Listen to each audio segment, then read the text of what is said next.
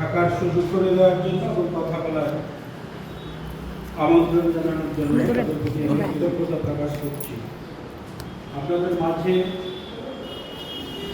আজকে যিনি উপস্থিত হয়েছেন শ্রদ্ধেয় বিজয় পাল মহোদয়, তার জীবন এবং সৃষ্টিশীলতা আপনারা সবাই জানেন এবং তার যে জীবন অভিজ্ঞতা এবং কাজের যে অভিজ্ঞতা, এটা অনেক বড় আকাশ।